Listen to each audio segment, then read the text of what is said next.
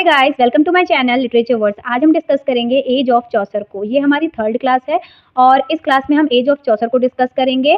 इससे पहले दो क्लासेस हुई हैं हिस्ट्री ऑफ इंग्लिश लिटरेचर पे, जिसमें मैंने आपके एंग्लो सेक्शन एज को और एंग्लो नॉर्मन एज को जो है वो डिस्कस किया था। तो प्लीज़ आप उन दोनों वीडियो को देखिए और उसके बाद आप इस वीडियो पे आइए, आपको बहुत अच्छे से अंडरस्टैंडिंग हो जाएगी। अच्छा, आज हम डिस्कस करेंगे एज ऑफ चौसर के बारे में, जिसको हम लोग बोलते हैं एज ऑफ ट्रांजिशन भी। अब हम इसमें डिस्कस क्या करने वाले हैं, मैं पहले आपको ये बता देती हूँ, सो दैट आपको पता रहे कि इस वीडियो में आपको मिलने क्या वाला है। सबसे पहले हम डिस्कस करेंगे हिस्टोरिकल बैकग्राउंड को, फिर हम डिस्कस करेंगे how age of Chaucer started. इसके अलावा फिर मेजर वर्क्स क्या थे इस टाइम के, लैंग्वेज कैसी थी इस एरा में, इसके अलावा लिटरेचर में थीम क्या था, स्टाइल क्या था, कैसे ये एज एंड हुई, how age of Chaucer ended. इसके अलावा PYQs जो इससे रिलेटेड, इस एज से रिलेटेड, चौसर से रिलेटेड आपको बहुत बार रिपीटेड आपके UGC एग्जाम में मिलेंगे, हम वो डिस्कस करेंगे। ओके, सो चलिए स्टार्ट करते हैं आज की क्लास। ओके, तो आज की क्लास में हम डिस्कस कर रहे हैं एज ऑफ चौसर को। तो सबसे पहले हम इंट्रोडक्शन डिस्कस करेंगे। उससे पहले मैं थोड़ा सा आपको जो है वो रिकैप दे देती हूँ पिछले क्लास का, जो कि एज ऑफ नॉर्मन थी। तो वहाँ पर हमने देखा था कि कैसे वो एज ऑफ नॉर्मन जो है वो डिक्लाइन हुई थी। आपके जो भी नॉर्मन्स थे उसमें आपके लास्ट जो किंग थे, किंग जॉन, वो हार गए थे इंग्लैंड को, किससे, फिलिप सेकेंड से। और फिलिप सेकेंड जो है वो इंग्लैंड के नए राजा बन जाते हैं। और वहीं पर आपके जो इंग्लिश लोग हैं वो बहुत ज़्यादा आपके फेमस हो जाते हैं, इंग्लिश लैंग्वेज बहुत फेमस हो जाती है। फ्रेंच को जो है वो हटाकर इंग्लिश को जो है कोर्ट की और अदर जो सेक्शन है उनकी जो है वो लैंग्वेज बना दी जाती है, और फ्रांस का और फ्रेंच की लैंग्वेज का जो है वो डिक्लाइन हो जाता है। और इसी तरीके से एंग्लो नॉर्मन एज एंड हो जाता है और आपका एज ऑफ चौसर स्टार्ट होता है। और आपके चौसर जो है इस टाइम पे लिख रहे थे, तो कहीं ना कहीं चौसर ने भी आपके इंग्लिश लैंग्वेज को, और बहुत सारे जो आपके फिलोसफर्स थे उस टाइम के, ऑथर थे, उन्होंने आपको आपके जो है इंग्लिश जो लैंग्वेज को एज लैंग्वेज चुना था लिटरेचर का। तो इसीलिए आपका एज ऑफ चौसर जो है वो इम्पॉर्टेंट हो जाता है। अब हम बात करेंगे कि टाइमलाइन क्या थी। 1340 से लेके 1400 तक आपका जो है एज ऑफ चौसर का टाइमलाइन रहा है। आपका 1340 से स्टार्ट होता है और 1400 जब तक आपके चौसर की डेथ नहीं हो जाती है तब तक ये एज रहता है। Part of Middle English period, ये मिडिल इंग्लिश पीरियड का पार्ट है आपका, also known as age of transition and age of Chaucer. हम सबको पता है एज ऑफ चौसर इसको क्यों बोला जाता है, क्योंकि चौसर ही सबसे ज़्यादा फेमस इस एरा के आपके जो है वो पोएट हैं, तो इसलिए इसको कई बार रेफर किया जाता है एज ऑफ चौसर की तरह। बट इसको एज ऑफ ट्रांजिशन भी बोलते हैं, क्यों? क्योंकि हमने एक चेंज देखा। जब पिछली बार हम जब नॉर्मन एज को पढ़ रहे थे तो वहाँ पर 3 लैंग्वेजेस को फॉलो किया जा रहा था। एज ऑफ आपका लैटिन लैंग्वेज था, इसके अलावा फ्रेंच था, और आपका जो है वो मिडिल इंग्लिश था, जिसमें से मिडिल इंग्लिश बहुत ही कॉमन जो इंग्लैंड के लोग थे वो बोलते थे। पर अब आपने देखा कि यहाँ पर ट्रांजिशन हो जाएगा और इंग्लिश ही जो है आपकी जो है प्रोमिनेंट लैंग्वेज बन जाएगी, मेन लैंग्वेज बन जाएगी इंग्लैंड की, और यही हमारे लिटरेचर की भी मेन लैंग्वेज बनेगी। और आगे जाके इसी लैंग्वेज में हमारे सारे एजेस में हमारे पोएट, हमारे राइटर्स लिखेंगे। तो इसीलिए ये एक ट्रांजिशन माना जाता है आपके इंग्लिश के लिए, कि कैसे आपकी इंग्लिश जो है वो एक मेजर लैंग्वेज बन के आई, तो इसीलिए इसको एज ऑफ ट्रांजिशन भी बोला जाता है। अब हम हिस्टोरिकल बैकग्राउंड को डिस्कस करेंगे। ओके, तो there is a 2 king, okay, Edward third and Richard second. ये 2 लोग थे। ये 2 लोगों के टाइम पे एज ऑफ चौसर जो है वो आपका चल रहा था। ये दोनों राजा एडवर्ड थर्ड और रिचर्ड सेकेंड दोनों ही आपके चौसर को जो है एक तरीके से पैसे देते थे लिखने के लिए, और चौसर जो है इन दोनों की ही कोर्ट के मेन पोएट थे। ओके, और एक तरीके से डिप्लोमेट भी थे, और साथ में बहुत सारे चीज़ों में एक्टिविटीज़ में जो है इन दोनों की कोर्ट में आपके चौसर जो है वो पार्टिसिपेट करते थे। ठीक है, तो मेजर एक तरीके से फिगर थे आपके इन दोनों ही किंग के एरा में आपके चौसर। ठीक है, तो ये आपको याद रखना है। तो ये क्या नाम था इनका, एडवर्ड थर्ड और रिचर्ड सेकेंड। अब हम बात करेंगे 100 वॉर आपका रिवॉल्ट हुआ था। ओके, तो 100 ईयर वॉर्स जो है वो आपका इंग्लैंड और फ्रांस के बीच में हो रहा था। इसके बाद आपका 1348 में ब्लैक डेथ होता है, यानी बहुत सारे लोग जो है वो भूखे रहने की वजह से, ठीक है, आपके बहुत सारे जो है वो बीमारियों की वजह से मर जाते हैं, ब्लैक डेथ की वजह से मरते हैं। तो इसकी वजह से यहाँ पर ये इवेंट इसलिए बहुत इंपॉर्टेंट है कि इससे पहले बहुत ज़्यादा रिलीजियस बिलीफ था लोगों का चर्च पे और गॉड पे, और जब ये एक इवेंट होता है ना ब्लैक डेथ का, तो लोगों का ना विश्वास हट जाता है। थोड़ा सा लोग भी सोचने पे मजबूर हो जाते हैं कि यार अगर सिर्फ गॉड ही सब कुछ है तो फिर गॉड ने क्यों नहीं चीज़ें करी, क्यों चीज़ें सही नहीं हुई, क्यों इतने लोग मर रहे हैं। तो ये सारी चीज़ें लोगों के माइंड में एक थॉट आ गया, जिससे क्या होता है कि अब आप देखेंगे कि एजुकेशन के ऊपर, सोसाइटी के ऊपर, साइंस के ऊपर, इन सब के ऊपर भी लोगों का बिलीव बढ़ जाता है, क्योंकि लोग तो मेडिसिन से ठीक हुए, तो उनके अंदर एक आ जाता है कि यार ये सारी चीज़ों के अलावा भी बहुत सारी चीज़ें हैं, मतलब चर्च और रिलीजन के अलावा भी बहुत सारी चीज़ें हैं जिन पे हमें फोकस करना चाहिए। और यही सारी चीज़ें हमारे लिटरेचर में भी फिर हमें आगे देखने को मिलेंगी कि बहुत सारे एक तरीके से आपके बहुत सारे ह्यूमनिज़्म आ जाएगा, साइंस आ जाएगा, ओके, एजुकेशन पे फ़ोकस किया जाएगा। तो सिर्फ़ रिलिजन और सिर्फ़ किंग की चीज़ों पे ही नहीं, जबकि आपके अदर चीज़ों आपकी अदर चीज़ों पे भी बहुत ज़्यादा फ़ोकस किया जाएगा, ठीक है? तो ये चीज़ें हमें ब्लैक डेथ से देखने को मिलेंगी। अब हम बात करेंगे कि इसके अलावा होता है प्लीजेंट रिवॉल्ट। इसके बाद आपका प्लीजेंट रिवॉल्ट आता है, जहाँ पर आपके फार्मर्स वगैरह की लड़ाई होती है। तो ये 3 मेजर इवेंट्स हैं, जो मैंने आई होप आपको समझा दिए हैं, आपको समझ आया हो। तो ये सारी चीज़ों की वज़ह से राइज़ होता है आपके मिडल क्लास का, यानी कि मिडल क्लास जो आपका सेक्शन है ना सोसाइटी का, वो राइज़ होता है इन सारी चीज़ों की वज़ह से, इन 3 मेन इवेंट्स की वज़ह से, 100 ईयर वॉर्स की वज़ह से, ब्लैक डेथ और आपका प्लीजेंट रिवॉल्ट की वज़ह से, ओके? फार्मर्स आते हैं, बहुत सारे लोग, जो बहुत सारी चीज़ें हुई थी ब्लैक डेथ के टाइम पे, बहुत सारे लोग मरे, चीज़ें बर्बाद हुई, तो उसकी वजह से एक मिडल क्लास जो है वो आपका सोसाइटी में देखने को मिलता है section, okay? How the age of Chaucer started.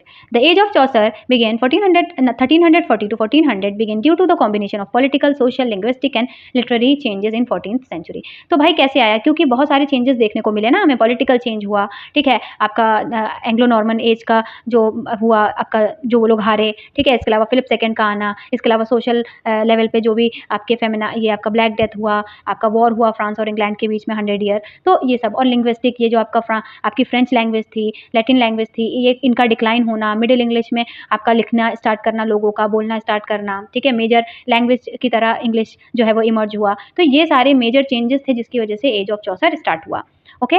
Norman influence decline, ठीक है, और इसके अलावा एक और रीज़न है जिसकी वजह से डिक्लाइन हुआ, क्योंकि भाई इसके बाद देखा कि आफ्टर द नॉर्मन, आपके नॉर्मन जब गए तो फ्रेंच जो है वो आपकी कोर्ट की लैंग्वेज थी और नोबेल लोगों की थी, तो वो सब भी डिक्लाइन हो गया, फ्रेंच जो है वो वीक हो गया आपके इंग्लैंड में, और मिडिल इंग्लिश जो है वो राइज हो गया। तो एक तरीके से नॉर्मन का डिक्लाइन होना भी एज ऑफ चौसर का आना या ट्रांजिशन होना माना जाता है। राइज ऑफ इंग्लिश लैंग्वेज बहुत ज़्यादा राइज हो गई, ठीक है। आपका क्या हुआ कि स्टैचू ऑफ प्लीडिंग, यानी मैंने आपको पहले भी वीडियो में बताया था कि इसमें क्या हुआ था कि कोर्ट की लैंग्वेज जो है वो अब फ्रेंच से चेंज करके इंग्लिश कर दी गई थी, ठीक है। तो ये एक मेजर इवेंट था जहाँ पर कोर्ट की लैंग्वेज जो कि फ्रेंच होती थी, ओके, वो चेंज कर दी गई और अब इंग्लिश बन गई उसकी लैंग्वेज। तो ये राइज ऑफ इंग्लिश लैंग्वेज भी बहुत बड़ा रीजन माना जाता है आपके एज ऑफ चौसर का, ओके। अब हम बात करेंगे लिटरेरी डेवलपमेंट कैसे हो रहा था इस टाइम पे। अब हम लिटरेचर के पर्सपेक्टिव से देखेंगे कि एज ऑफ चौसर में लिटरेचर के पर्सपेक्टिव से क्या चीज़ें हो रही थी, ओके। तो लिटरेरी डेवलपमेंट की बात करें तो early medieval literature focus mainly on religion and आपका स्लेवरी, ओके। तो यहाँ पे आपका क्या हुआ कि आपका पहले का जो रिलीजन था ना वो बहुत ज़्यादा ब्रेवरी पे, किंग्स पे लिखता था या तो फिर रिलीजन पे लिखता था। इन्हीं दो चीज़ों पर हमने देखा था कि एंग्लो सेक्शन एज में भी, एंग्लो नॉर्मन एज पे भी बहुत ज़्यादा फोकस किया जा रहा था, ठीक है। थोड़ा सा रोमांस और अदर चीज़ों पे आपका लिखना स्टार्ट हुआ था एंग्लो नॉर्मन एज पे, पर इतना नहीं जितना इस एज में।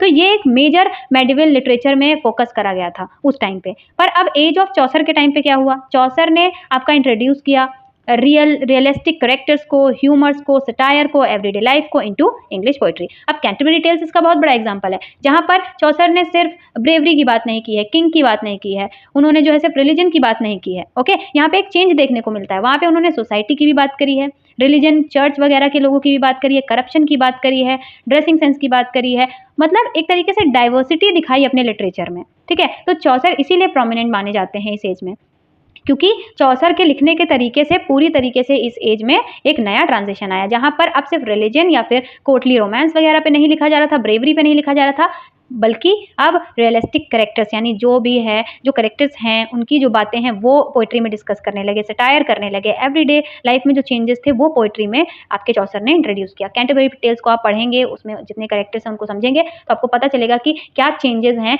जिसकी वजह से इसको एज ऑफ ट्रांजिशन बोला जाता है, ठीक है। His work marked the beginning of mature English literature, और इनके वर्क से ही एक तरीके से बिगनिंग हुआ है इंग्लिश लिटरेचर का। इंग्लिश लैंग्वेज में लिटरेचर इतना ज़्यादा जो है वो आपका जो है वो फेमस हुई, ठीक है, इन्हीं की वजह से, क्योंकि कहीं ना कहीं इन्होंने इंग्लिश को चुना और अपने वर्क को उसमें लिखना स्टार्ट किया, जिसकी वजह से एक ब्रिज बनाया इन्होंने। और उसके बाद आने वाले जितने भी हमारे एजेस होंगे उसमें हम देखेंगे कि सारे ही जो टेक्स्ट हैं वो भी इंग्लिश में कन्वर्ट किए जाएंगे। इसके अलावा जो हमारे राइटर्स भी होंगे वो भी इंग्लिश लैंग्वेज को ही चुनेंगे as their main language to write a literature, okay. I hope कि आपको समझ आया हो। अब हम थोड़ा डिटेल में समझेंगे कि हम क्या कहना चाह रहे हैं कि लैंग्वेज में हम क्या चीज़ें डिस्कस कर रहे हैं कि कैसे लैंग्वेज चेंज हुआ। तो भाई लैंग्वेज हम बात कर रहे थे ना, मिडिल इंग्लिश आ गया, ठीक है, मिडिल इंग्लिश में लिखने लगे। अब आपका ये बहुत बार पूछा जाता है बच्चों, ये तो सबको पता है कि चौसर मिडिल इंग्लिश में लिखते थे, यानी इंग्लिश में लिखते थे, पर कौन सी टाइप की जो है वो डायलेक्ट में लिखते थे, तो वो ईस्ट मिडिल लैंड डायलेक्ट में लिखते थे, ओके। मिडिल इंग्लिश में लिखते थे और ईस्ट आपका जो है मिडिल लैंड डायलेक्ट में लिखते थे। तो ये आपको याद रखना है कि जाया हो, ठीक है। फिर से एक बार समझाती हूँ बहुत ही सिंपल लैंग्वेज में। मिडिल इंग्लिश का यूज कर रहे थे एज लैंग्वेज इस टाइम पे, और डायलेक्ट कौन सा था? ईस्ट मिडिल लैंड डायलेक्ट था, जो कि स्टैंडर्ड था आपके लिटरेरी इंग्लिश में। और लैटिन और फ्रेंच जो हम पढ़ रहे थे कि बहुत ज़्यादा फेमस हो गया था आपके एंग्लो नॉर्मन एज पे, ये इस टाइम पे क्या हो चुका है? पूरी तरीके से डिक्लाइन हो चुका था। अब हम बात करेंगे हमारे मेजर जो है वो राइटर्स जो हैं, ओके, जो इस टाइम पे लिख रहे थे। चौसर मेन है, जॉफ्री चौसर, ओके। बट इसके अलावा भी हमारे बहुत सारे आपके जो है वो पोइट हैं जो इस टाइम पे लिख रहे थे, जैसे कि आपका विलियम लैगलैंड है। इसके अलावा आपका जो है वो जॉन गवार हैं। इसके अलावा आपका जॉन वाइक्लिफ हैं और आपके जॉन मैंडविल हैं, ओके। तो ये सारे लोग जो हैं वो आपके इस टाइम पे लिख रहे थे। जॉफ्री चौसर, विलियम लैगलैंड, इसके अलावा आपका जॉन गवार, इसके अलावा आपके जॉन वाइक्लिफ जो कि प्रोज में आपके बाइबल के जो है वो ट्रांसलेशन के लिए अभी हम लोग देखेंगे, डिस्कस करेंगे इनको। इसके अलावा जॉन मैंडविल, ओके। तो ये सारे जो हैं लोग हैं जो बहुत मेन हैं, जिनको आपको पढ़ना ही है। आप चाहें तो यहाँ से लिस्ट लीजिए, इसके अलावा आप इनको पर्टिकुलरली विकिपीडिया से जाके पढ़ लीजिएगा, ओके। या फिर मैं अभी इसकी सीरीज लाने वाली हूँ तो उसमें भी मैं आपको पढ़ाऊंगी। अब हम बात करेंगे फिर से, क्योंकि लैंग्वेज को समझना बहुत इंपॉर्टेंट है हमारे लिए, तो हम देखेंगे कि लैंग्वेज कैसे आया और क्या इन्फ्लुएंस कर रहा था इसको, ठीक है। तो अब हम देखेंगे कि middle English was the main literary language. ये तो मेन लिटरेरी लैंग्वेज बन गया था चौसर के टाइम पे। चौसर ने इसको जो है वो क्या किया था? पॉपुलर किया था और इन्होंने लिखना स्टार्ट किया था, ठीक है। ईस्ट मिडिल लैंड में लिखते थे, हमने पहले ही डिस्कस किया। अब ये जो लैंग्वेज है इसका इन्फ्लुएंस कहाँ से आया था? तो हमने देखा कि एंग्लो नॉर्मन एज में तो बिल्कुल नहीं था इसका कोई इन्फ्लुएंस इंग्लिश का, क्योंकि कॉमन लोग यूज करते थे। बट अगर हम इससे पहले एंग्लो सेक्शन एज में जाएंगे तो वहां पर ओल्ड इंग्लिश का यूज किया जाता था, ठीक है। तो कहीं ना कहीं वहां से एक इन्फ्लुएंस लिया गया है। इसके अलावा French contribution many words related to law, government, fashion and literature. और फ्रेंच के कई सारे वर्ड्स का जो है वो इन्फ्लुएंस देखने को, कॉन्ट्रीब्यूशन देखने को मिलता है हमारी लैंग्वेज में, इंग्लिश में, ओके। यानी फ्रेंच के कई वर्ड्स को जो है वो इंग्लिश में ट्रांसलेट किया गया है, और लैटिन के भी, क्योंकि ये दोनों ही लैंग्वेज बोले जा रहे थे उस टाइम पे एरिस्टोक्रेट और आपके एजुकेशन में। तो ये दोनों लैंग्वेज को ही हमने बाद में क्या किया? ट्रांसलेट किया अपने इंग्लिश में। तो काफ़ी ज़्यादा इन्फ्लुएंस माना जाता है फ्रेंच आपके लैंग्वेज और वर्ड्स का और लैटिन वर्ड्स का। तो ये पूछा जा सकता है कि ओल्ड इंग्लिश है या फिर आपका जो इंग्लिश है, मिडिल इंग्लिश जो है, उसमें कौन से 3 जो है लैंग्वेजेस हैं जिनका इन्फ्लुएंस देखा जाता है? तो सबसे पहले ओल्ड इंग्लिश का इन्फ्लुएंस देखा जाता है, जो कि एक बेसिक स्ट्रक्चर देता है हमारे मिडिल इंग्लिश को। इसके अलावा फ्रेंच का, जिससे कई सारे वर्ड्स जो है वो आपके इसमें क्या किए गए हैं? आपके ट्रांसलेट किए गए हैं। और लैटिन लैंग्वेज का भी इन्फ्लुएंस देखने को मिलता है। अच्छा, इन्हीं 3 लैंग्वेज का इन्फ्लुएंस देखने को क्यों मिलता है मिडिल इंग्लिश पे? क्योंकि यही 3 लैंग्वेज जो है वो इससे पहले एंग्लो सेक्शन और एंग्लो नॉर्मन एज में फेमस थी। ओल्ड इंग्लिश आपके एंग्लो सेक्शन एज में, और आपका फ्रेंच और लैटिन जो है वो आपके जो है एंग्लो नॉर्मन एज में। तो इन तीनों का ही इन्फ्लुएंस से आपका मिडिल इंग्लिश एक तरीके से स्ट्रक्चर लेता है, और आपका जो है मिडिल इंग्लिश में लिखना जॉफ्री चौसर स्टार्ट करते हैं। ठीक हो गया। नाउ अब हम डिस्कस करेंगे मेजर थीम्स क्या थे। अभी तक हम डिस्कस कर रहे थे ना कि हर एक हमने वीडियो में डिस्कस किया था कि मेजर थीम अलग अलग थे। कहीं रिलीजन था, कहीं आपका पैगनिज्म को फॉलो किया जा रहा था, जहाँ सिर्फ ब्रेवरी पे बात हो रही थी, फिर थोड़ा सा कोर्टली रोमांस के बारे में बात हुआ। बट अब इस एरा में चीज़ें बहुत ज़्यादा चेंज हो जाएंगी। सिर्फ रिलीजन, सिर्फ जो है वो कोर्टली रोमांस या सिर्फ ब्रेवरी पे बात नहीं होगी। हर तरीके के पोइट्री में आपकी थीम्स को यूज़ किया जाएगा। जैसे एवरीडे लाइफ को दिखाया जाएगा पोइट्री के अंदर, सोशल सटायर को दिखाया जाएगा, करप्शन जो हो रहा है इन द चर्च उसको दिखाया जाएगा। सिर्फ रिलीजन को नहीं दिखाया जाएगा, सिर्फ पॉलिश्ड चीज़ें नहीं दिखाई जाएंगी। भाई करप्शन भी तो हो रहा है ना चर्च में, तो चौसर ने उसको भी तो दिखाया है। कैंटरबरी टेल्स में आप देखिए मॉन्क को दिखाया है, या बहुत सारे ऐसे कैरेक्टर्स दिखाए हैं जो चर्च से बिलोंग करते हैं और कैसे चर्च में करप्शन कर रहे हैं उसको दिखाया है। सिर्फ ये नहीं कि रिलीजन को या आपके जो है वो रिलीजियस बिलीफ को पॉलिश करके बता रहे हो, नहीं, जो करप्शन है उसको भी दिखाना स्टार्ट कर दिया था इस एज में। तो एवरीडे लाइफ को दिखाया गया है पोइट्री के अंदर, वर्क के अंदर, सोशल सटायर दिखाया गया है, करप्शन दिखाया गया है, लव एंड कोर्टली आपके जो है वो रोमांस को दिखाया गया है, मोरालिटी को दिखाया गया है, क्या मोरालिटी होती है, कैसे उसे फॉलो करना है, पिलग्रिमेजेस को दिखाया गया है। यानी आपने देखा ना, सब लोग पिलग्रिमेजेस थे और आपका जा रहे थे कैंटरबरी टेल्स में, ठीक है। इसके अलावा ह्यूमन नेचर को दिखाया गया है, जैसे हमको वाइफ ऑफ बाथ के बारे में बताया गया है, मॉन्क के बारे में बताया गया, सरमन के बारे में बताया गया। हमको सभी के बारे में एक करेक्टेड डिस्क्रिप्शन देने के बाद स्टोरी स्टार्ट करते हैं चौसर। इसके अलावा रिलीजन को, तो अगर आपको समझना है ना कि एज ऑफ चौसर है क्या, थीम क्या था, तो डाइवर्सिटी इसकी थीम थी। यानी हर तरीके की चीज़ों को पोइट्री के अंदर डिस्कस करना था, और चौसर ने किया है। कैंटरबरी टेल्स इसका प्राइम एग्जाम्पल है, ओके। तो मेजर थीम्स ये सारे थे, यानी पहले से बहुत सारी चीज़ें अब चेंज हो चुकी थी, ओके।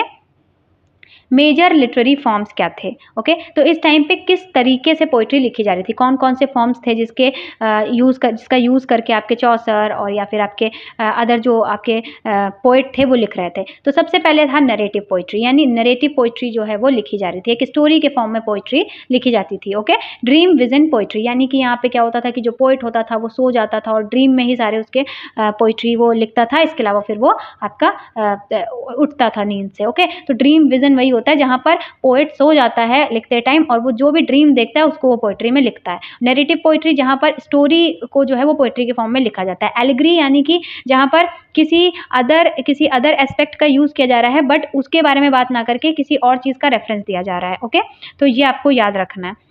इसके अलावा फ्रेम नैरेटिव होता है जहाँ पर आपका जो है एक स्टोरी को पूरी तरीके से फ्रेम करके आपको बताया गया, रिलीजियस प्रोज लिखे गए, इसके अलावा ट्रैवल लिटरेचर और रियलिज्म पे लिखा गया। तो याद रखना है आपको कि ड्रीम विजन पोइट्री बहुत फेमस थी, एलिगरी जो थी वो बहुत फेमस थी, यानी कि आपका एक तरीके से जिस चीज़ के बारे में बात हो रही है उस चीज़ को डायरेक्ट रेफर करने की बजाय उसको किसी एक अलग सिंबल से रिप्रेजेंट किया जाता था और उसको फिर उसकी कहानी बताई जाती थी पोइट्री के अंदर। ठीक है, तो ये बहुत ही फेमस था और नरेटिव पोइट्री बहुत फेमस थी इस टाइम पे। ठीक है, ये जितने भी आप पोइट्री पढ़ेंगे ना इस एज की, चाहे चौसर की पढ़ लीजिए, आपकी the house of the flame पढ़ लीजिए या कैंटरबरी टेल्स, तो आपका एक प्राइम एग्जांपल ही है इस एज का। इसके अलावा कई सारे बहुत सारे वर्क हैं जो आप पढ़ेंगे पोइट्री के, तो आपको देखने को मिलेगा कि कोई नरेटिव पोइट्री है, कोई ड्रीम विजन है, कोई एलिगरी है। ठीक है, तो आपको याद रखना है कि इस टाइम पे किस टाइप की फॉर्म में पोइट्री या लिटरेरी वर्क लिखे जा रहे थे।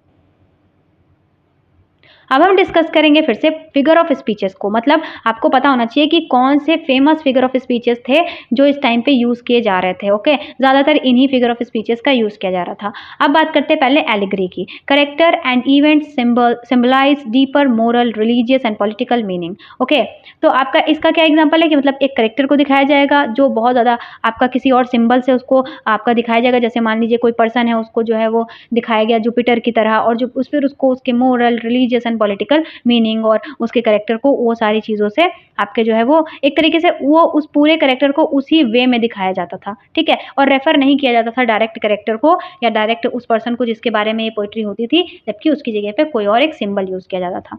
आयरनी की बात करेंगे, यहाँ पे आयरनी का भी बहुत यूज़ किया, जैसे आपने देखा होगा सटायर कर रहे हैं हिपोक्रेसी पे, आपके सटायर कर रहे हैं कैरेक्टर्स पे, सटायर कर रहे थे आपके कैंटरबरी टेल्स में चौसर। इसके अलावा चर्च पे कर रहे थे सटायर, पर क्या कर रहे थे, आयरनी का यूज़ कर रहे थे, डायरेक्ट कुछ भी नहीं बोल रहे थे, आयरनी के थ्रू जो है वो सारे कैरेक्टर्स को जो है वो दिखाते हैं।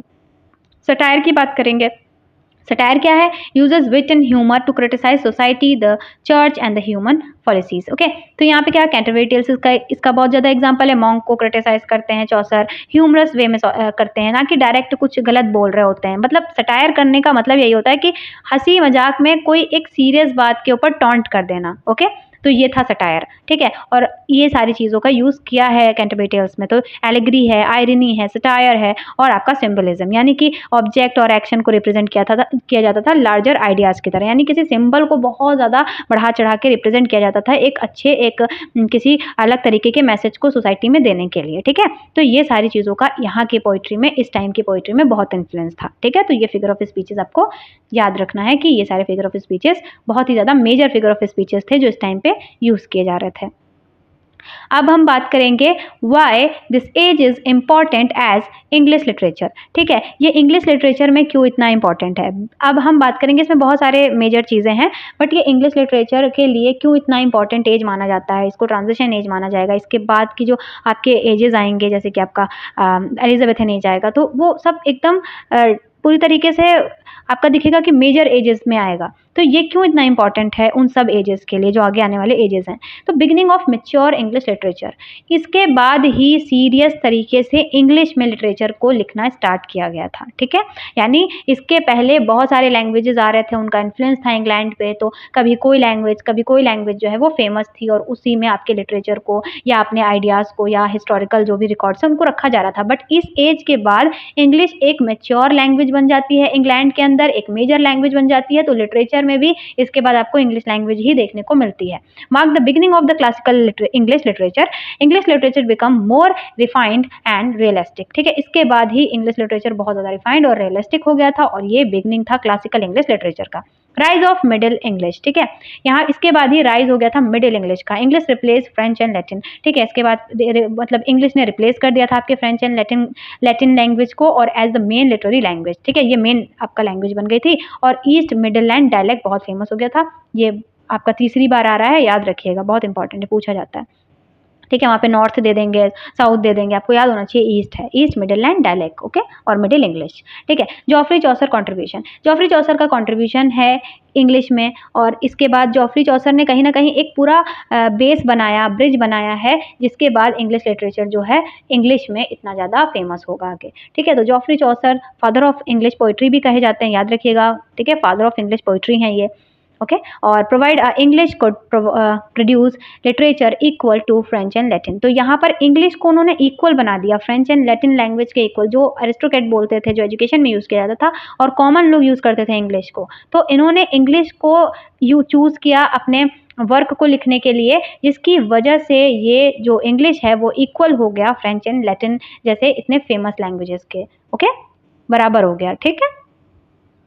बर्थ ऑफ रियलिज्म, ठीक है, इससे पहले बहुत ज़्यादा ब्रेवरी के बारे में बढ़ा चढ़ा के, आपके कोर्टली लव के बारे में थोड़ा पॉलिश वे में आपका लिखा जाता था, या फिर अगर रिलीजन के या रिलीजियस वर्क भी लिखे जाते थे तो बहुत ही ज़्यादा पॉलिश्ड वे में लिखे जाते थे।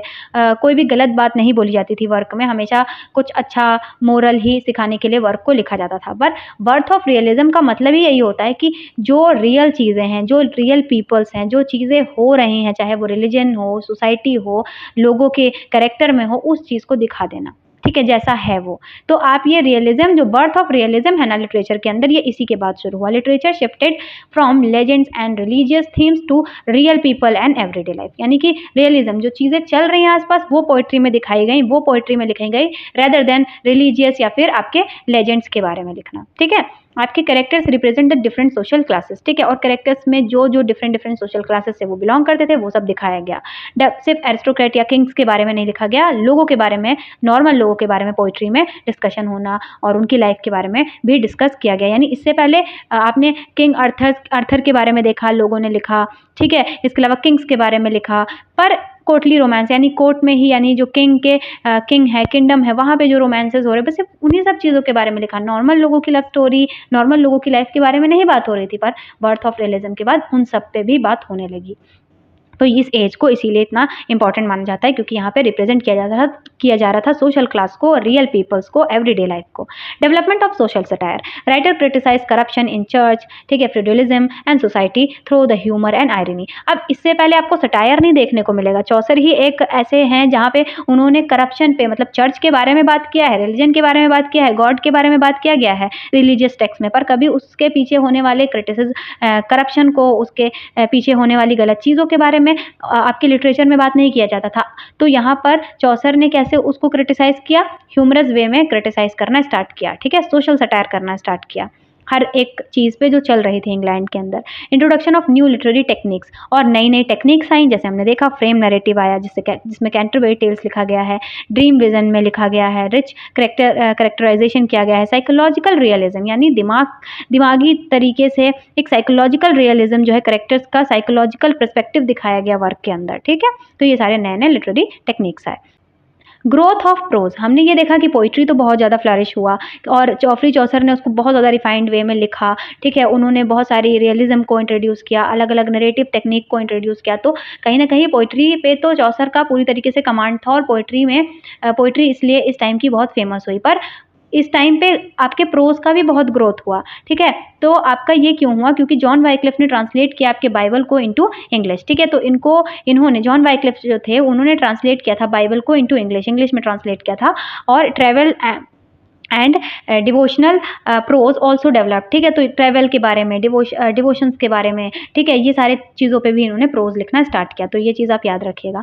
फाउंडेशन ऑफ रेनेसा लिटरेचर, ठीक है। अब यही जो सारी चीज़ें हैं ना, ये आपके रेनेसा के लिटरेचर को एक फाउंडेशन देगा।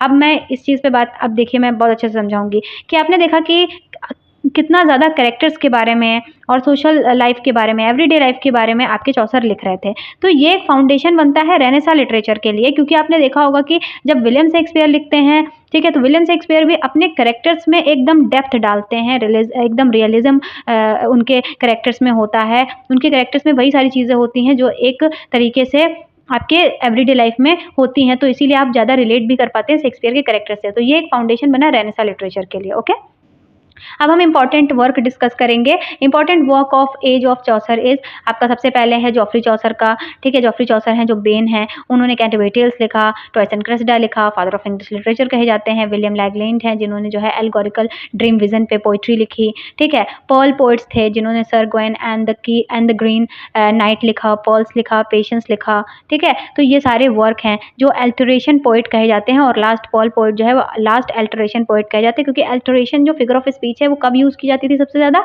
एंग्लो सेक्शन एज के टाइम पे। और जब हम चौसर की बात करेंगे तो जो एलिग्री है वो बहुत यूज़ की जाती थी। तो ये जो Sir Gawain and the Green Knight, Pearl, Patience, ये सारी जो पोइट्री है ना, ये सारी पोइट्री मानी जाती है कि एल्टरेशन वाली पोइट्री है, और ये सारी लास्ट जो है वो पोइट्रीज हैं एल्टरेशन की, ठीक है। इसके अलावा एल्गोरिकल बहुत ज़्यादा पोइट्री फेमस हुई थी, ठीक। उसके अलावा जॉन गवर की बात करते हैं तो इन्होंने आपका कन्फेसो मैंटीज लिखा हुआ है, जो कि जो है वो बहुत फेमस है, ठीक है। अब हम मेजर प्रोज की बात करेंगे। हमने पहले ही बात किया, प्रोज में आपके जॉन वाइक्लिफ हैं जिन्होंने आपका क्या किया था, इंग्लिश में ट्रांसलेट किया था आपके बाइबल को, first complete translation of a Bible into English. तो फर्स्ट कंप्लीट ट्रांसलेशन जो किया गया था ना, वो जॉन वाइक्लिफ ने ही किया था, बाइबल को इंग्लिश में ट्रांसलेट किया था, इनको एक और नाम से भी बुलाया जाता है, मॉर्निंग स्टार ऑफ रिफॉर्मेशन, ठीक है। तो जॉन वाइक्लिफ प्रोज के लिए बहुत फेमस है, जैसे चौसर पोइट्री के लिए फेमस है। तो अगर आपको प्रोज की बात करी जाएगी एज ऑफ चौसर में, तो उसके मेन जो है वो प्रोमिनेंट फिगर हैं आपके जॉन वाइक्लिफ। क्यों है? क्योंकि इन्होंने इंग्लिश बाइबल को ट्रांसलेट किया था कंप्लीटली, और इसके अलावा इनको मॉर्निंग स्टार ऑफ रिफॉर्मेशन भी बोला जाता है। ये क्वेश्चन आया भी है कि मॉर्निंग स्टार ऑफ रिफॉर्मेशन किसको बोला जाता है, ठीक है। सर जॉन मैनविल, ठीक है, इन्होंने the travel of sir John Manville लिखा है, one of the earliest most important travel narrative English, ठीक है। तो इन्होंने ट्रेवल बुक लिखी हुई है, ठीक, तो ये आप देख लेंगे। अब हम बात करेंगे भाई एज ऑफ चौसर की बात कर रहे हैं, तो हम चौसर के बारे में थोड़ा बहुत डिस्कस करेंगे कि उनके क्या वर्क हैं, वो क्यों इंपॉर्टेंट हैं, और क्या क्या टाइटल उनको मिला हुआ है। हम बात करेंगे जॉफ्री चौसर की। तो जॉफ्री चौसर जो है वो 1343 में बॉर्न हुए थे, और 1400 में इनका डेथ हुआ था। इसके अलावा हम बात करेंगे, ये एक मेजर राइटर हैं, इनके नेम से ही आपका एज ऑफ ट्रांजिशन जाना जाता है, रेफर किया जाता है। और ये जब इनका बर्थ हुआ था और इनकी जब डेथ हुई थी उस टाइम, उसके बाद से जो है एज ऑफ चौसर का एंड माना जाता है। तो हम बात करेंगे इनको क्या बोला जाता है, इनको फादर ऑफ इंग्लिश पोइट्री बोला जाता है, ठीक है। इनको morning star of English poetry कहा जाता है। जॉन वाइक्लिफ को बोला जाता है मॉर्निंग स्टार ऑफ रिफॉर्मेशन, इनको morning star of English poetry, ठीक है। इसके अलावा ये जो है एज ऑफ चौसर के टाइम पे थे, इंग्लिश मिडिल इंग्लिश में लिखते थे और ईस्ट मिडिल लैंड डायलेक्ट में लिखते थे, ओके।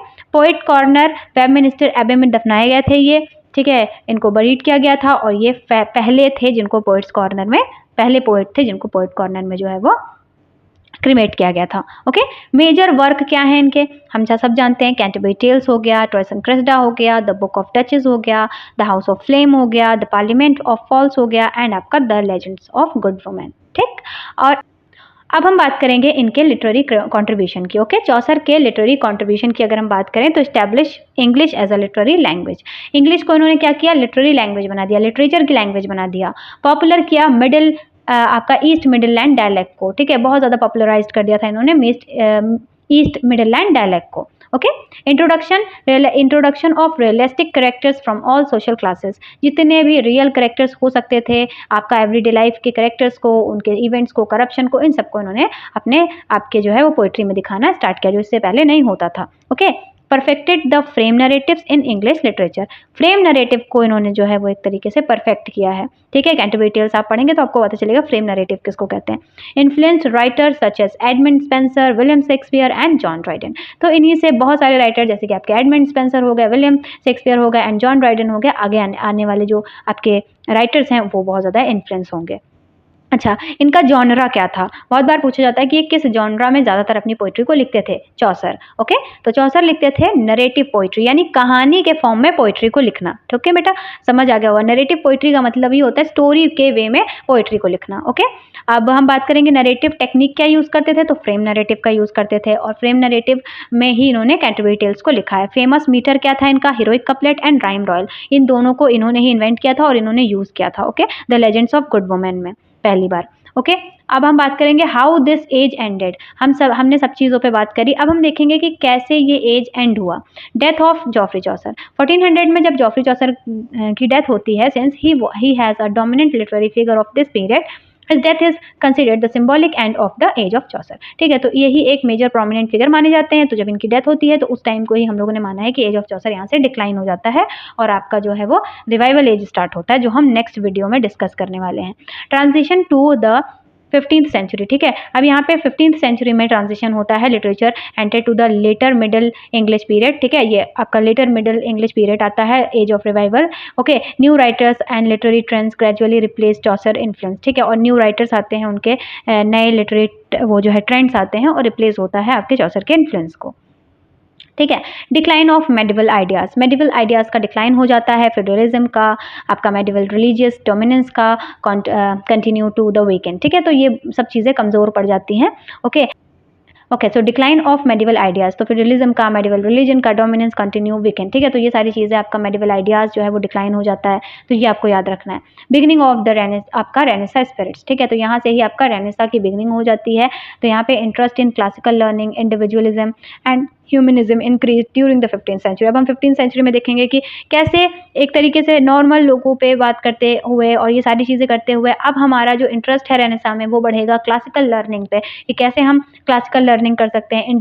इंडिविजुअलिज्म पे बहुत ज़्यादा फोकस करेंगे लोग, ह्यूमनिज्म पे फोकस करेंगे, ठीक है। तो ये सारी चीज़ें अब हम नेक्स्ट अपने एज में पढ़ेंगे और ये सारी चीज़ें, ये आइडियाज़ के आने को ही हम कहेंगे कि ये सारी चीज़ें रीज़न बनी है आपके एज ऑफ चौसर के डिक्लाइन का, okay. This development gradually eventually led to the English Renaissance and Elizabethan age. और ये सारे चेंजेस और ये सारी चीज़ें जो हो रही थी ये आपके इंग्लिश रेनेसा और एलिजाबेथन एज का स्टार्ट माना जाता है, ओके। ओके, अब ये तो हमने डिस्कस कर लिया कि कैसे डिक्लाइन होता है एज ऑफ चौसर और कैसे एलिजाबेथन और रेनेसा एज अब स्टार्ट होगा इसके बाद, और वो हम अपने नेक्स्ट क्लास में डिस्कस करेंगे। पर अब हम डिस्कस करेंगे जितना भी हमने पढ़ा है उसको एक पॉइंटर में रिवीजन करेंगे हम, ओके। क्योंकि बहुत ज़रूरी होता है, आपने कहानी सुन ली, अब आप लोग अगर कहानी सुन लेंगे और उसके बाद अगर अभी पॉइंटर्स वाला जो मैंने आपको बताने जा रही हूँ वो आप एक बार देख लेंगे ना, तो आपका सारा जो इंपॉर्टेंट उसमें जो टर्म्स और जो चीज़ें मैंने याद रखने के लिए बताई है वो मैंने खुद ही पॉइंटर्स दे दिए हैं, तो आपको याद ही रह जाएगा, ओके। एक बार रिवीजन कर लेंगे अच्छे से याद हो जाएगा। तो अब हम बात करेंगे कि पॉइंटर रिवीजन आपका एज ऑफ चौसर का, ठीक है। मोस्ट रिपीटेड जो भी एज ऑफ चौसर से क्वेश्चंस बन सकते हैं और जो मैंने पढ़ाया है ऊपर की वीडियो में वो सारी चीजें अब हम डिस्कस करेंगे। चलिए, तो अब हम डिस्कस करेंगे आपके एज ऑफ चौसर से इंपॉर्टेंट यूजीसी नेट के फैक्ट्स। आपका ये पीरियड जो है एज ऑफ चौसर ये स्टार्ट हुआ था 1340 से आपका 1400 तक, ओके। 1343 में आपका चौसर का जन्म होता है और 1400 में वो जो है वो उनकी डेथ होती है, तो इसको एंडिंग माना जाता है। तो ये आपका टाइम पीरियड माना जाता है, ये पूरा टाइम स्पैन आपका जो है वो एज ऑफ चौसर का है। लैंग्वेज क्या यूज करते थे, तो हम सब ने देखा कि लैंग्वेज था मिडिल इंग्लिश, यानी फ्रेंच और लैटिन जो है वो रिप्लेस हो जाता है और इंग्लिश जो है वो एक मेजर लैंग्वेज बन जाती है आपके एज ऑफ चौसर के टाइम पे।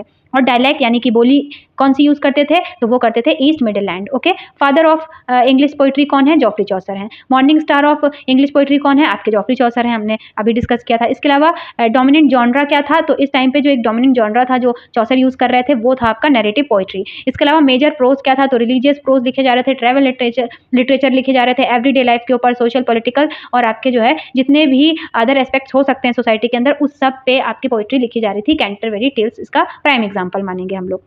अच्छा, अभी हमने डिस्कस किया था कि थीम क्या है, यहाँ पे हम शॉर्ट में डिस्कस करेंगे। थीम आपका है यहाँ पे पिलग्रिमेजेस हो गया, आपका सोशल सटायर हो गया, रिलीजन, मोरालिटी और आपका कोर्टली रोमांस और रियलिज्म, ये सारी चीज़ों पे आपका जो है वो डिस्कस किया जा रहा था। यानी आपके जो पोइट्री थी उसमें आपको पिलग्रिमेजेस के बारे में, सोशल सटायर के बारे में, रिलीजन, मोरालिटी, कोर्टली लव और रियलिज्म, ये सब चीज़ें आपको देखने को आपके एज ऑफ चौसर की पोइट्री में मिलेगी। लिटरेरी स्टाइल क्या यूज़ करते थे, तो रियलिज्म का यूज़ करते थे, ह्यूमरस वे का यूज़ करते थे, ठीक है। उसके अलावा आयरनी का, एलिगरी का, तो आपका ये सब चीज़ों का यूज़ करके ये लोग पोइट्री में सटायर करते थे और पोइट्री को लिखते थे। यानी पोइट्री में या तो रियलिज्म होता था, ह्यूमरस वे होता था, आयरनी, ये सारी चीज़ें। ओके, अब हम बात करेंगे कि कौन से मीटर का यूज़ करते थे एज ऑफ चौसर में। तो हीरोइक कपलेट का और राइम रॉयल का, जो दोनों ही आपके कॉइन किया है आपके चौसर ने। ओके, सोशल बैकग्राउंड क्या था? तो सोशल बैकग्राउंड में हमने देखा कि 3 मेजर इवेंट्स हुए थे, जो था ब्लैक डेथ, प्लीजेंट वॉर और 100 ईयर वॉर्स, जो कि इंग्लैंड और फ्रांस के बीच में हुआ था। इसके अलावा आपके 2 किंग्स थे जिस टाइम ड्यूरेशन पे ये एज ऑफ चौसर चल रहा था, उसमें 2 किंग थे। एक आपके एडवर्ड थर्ड थे, दूसरे आपके रिचर्ड सेकंड थे।